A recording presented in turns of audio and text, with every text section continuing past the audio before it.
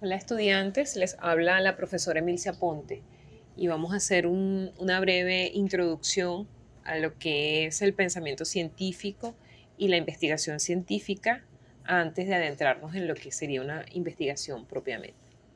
Es importante que sepamos que cuando trabajamos a nivel de investigación, indistintamente de la ciencia que sea las ciencias básicas como la química, la física, la matemática, o sean las ciencias sociales como la educación, la administración, la sociología, o sean las humanidades incluso, nos basamos en la búsqueda de conocimiento. Tradicionalmente, nosotros manejamos el conocimiento común, el que manejan a veces las abuelas cuando dicen, por ejemplo, no saques al bebé recién nacido a la calle porque le va a tomar el sereno y se enferma.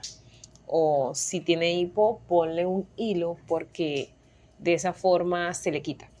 Ese es un conocimiento común, no sabemos de dónde vino, no tiene una explicación científica, no se basa en teorías, ni en postulados, ni en experimentos. Simplemente ellos lo saben, nosotros lo sabemos porque sí. Pero también hay otro conocimiento que se ha convertido en común, pero que es producto del científico.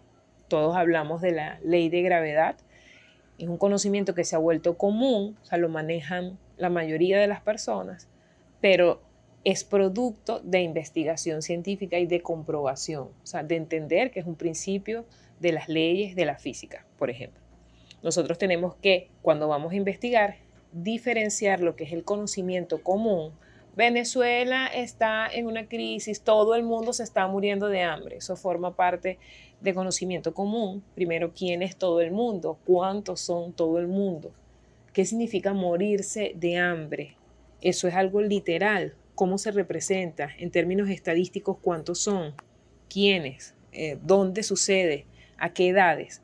Entonces pasamos del conocimiento común al conocimiento científico. Entonces, mientras que el común es simple, se adquiere, se acepta sin discusión, o sea, todo el mundo lo repite y lo transmite a veces de generación en generación o entre grupos etarios, el conocimiento científico es algo que es más complejo, que tiene que ser producto de una investigación rigurosa, que busca responder interrogantes reales, que intenta interpretar la realidad, o sea, ¿qué significa que en Venezuela la gente se esté muriendo de hambre, por ejemplo? O qué significa que la influencia ahora de las personas que se manejan a través de redes sociales y cómo eso impacta en los adolescentes. Ajá, pero según la mamá, cada vez que el estudiante, el hijo, está metido en la computadora, está perdiendo el tiempo. A ver, entonces, según la teoría, según la ciencia, ¿eso qué significa?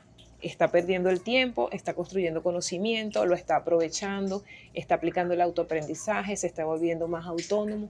Entonces busca responder interrogantes para interpretar la realidad e incluso a veces modificarla.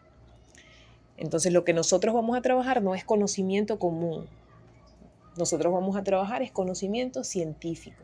Y tengo que repetir una y otra vez que el conocimiento científico no es solo exclusivo de las ciencias básicas, es también posible en las ciencias sociales. Eso no quiere decir que muchas personas que son profesionales en las ciencias sociales no estén aplicando continuamente el conocimiento común. Por ejemplo, que te identifiques tu personalidad a través de signos. Eso es conocimiento vulgar, común, que no está basado en leyes ni en principios científicos y que es usado muchas veces hasta por expertos en el área de ciencias sociales. Un grave error. Entonces, el conocimiento científico tiene un objetivo, está asociado con la realidad y busca observarla, descubrirla, explicarla, incluso predecirla. Por ejemplo, ¿cómo hacemos eso en las ciencias sociales? O sea, ¿cómo podemos predecir? Bueno, quiero observar cuál es el comportamiento de la moneda venezolana en los últimos años. Quiero ver qué ha pasado con ella, explicar lo que está sucediendo, incluso predecir qué puede pasar en unos años.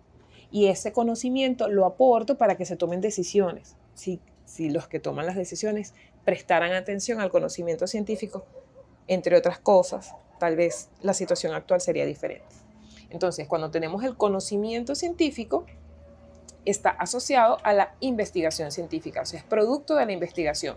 En el mundo se paga por investigar y no es nada más algo asociado a la medicina o a las farmacéuticas, o sea, al mundo se le paga a la gente por investigar, tanto los fenómenos físicos, matemáticos, experimentales, como también los sociales. Entonces, la manera más habitual que usamos, pero que no es la única, es el método científico. Es un procedimiento para descubrir las condiciones en que se presentan sucesos específicos. Entonces, para descubrir, ¿no? Es algo que está allí, pero que no lo veo a simple vista, así que necesito abordarlo. Entonces, es tentativo, es verificable, ya va, ¿de dónde sale eso? ¿Cómo lo puedo comprobar? Porque este señor dice que estamos en una hiperinflación.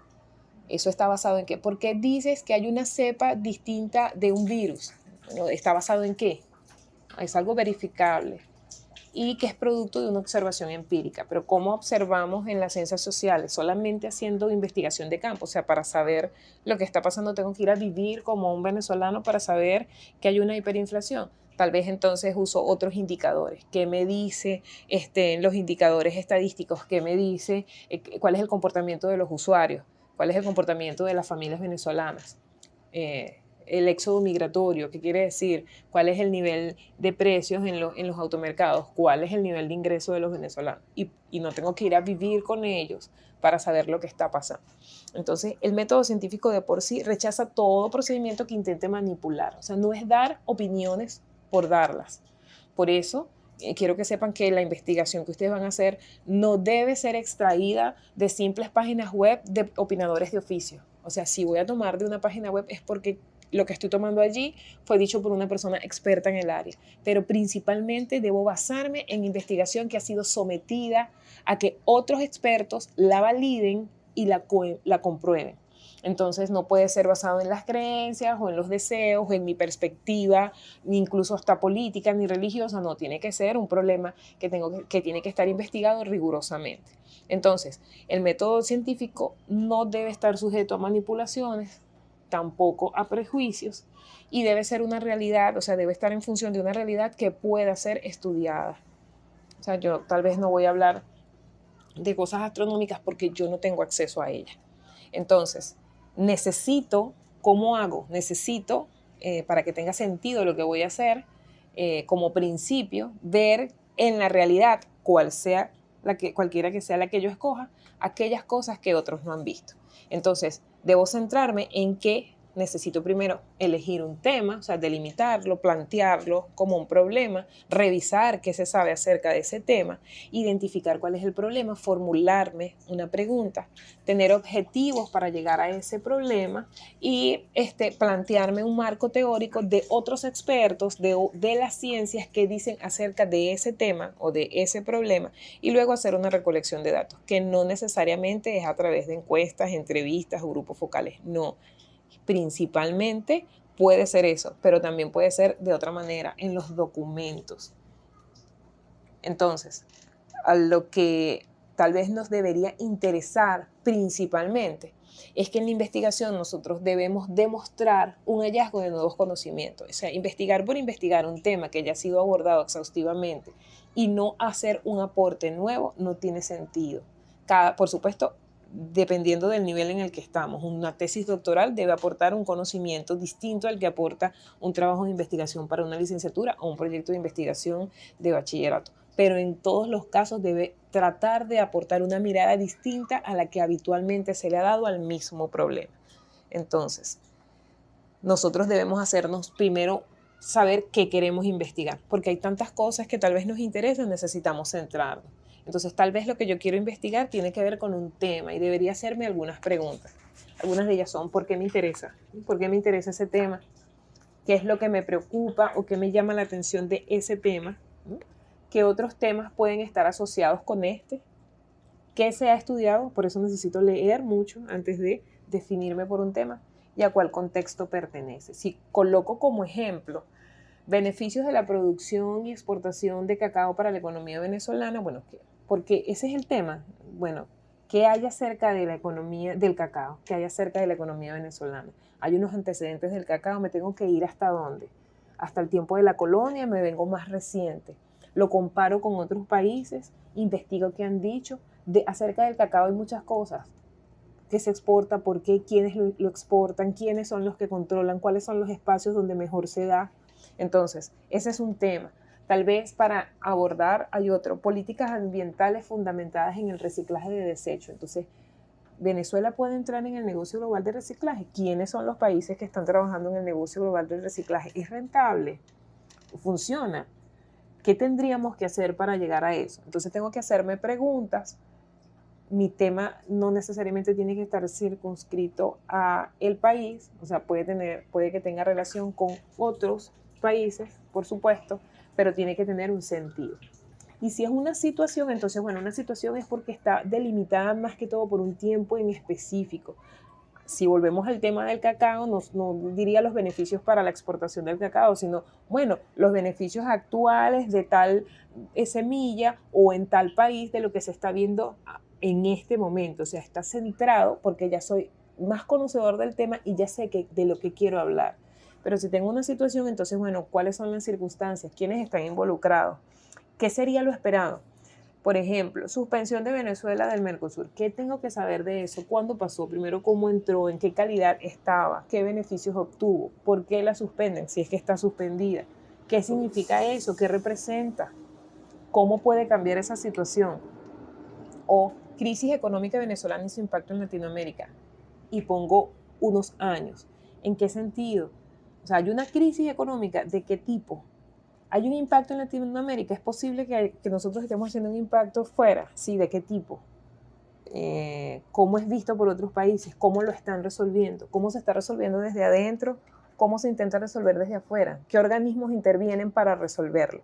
Entonces, en lo que nos vamos a centrar es que para poder dar respuesta a esas interrogantes, debo usar una técnica para investigar. Y la técnica debe ser rigurosa de tal manera en que yo pueda obtener información en donde hay información calificada para darle respuesta a mis preguntas. Y tal vez eso es lo que nosotros primero necesitamos aprender. ¿Cómo hacer para que la información, de la gran cantidad de información que está disponible en la web, o en las bibliotecas o en los libros de casa, la que voy a usar sea relevante para mi investigación? Para ello necesitamos aprender técnicas para investigar, en este caso, de forma documental. Gracias.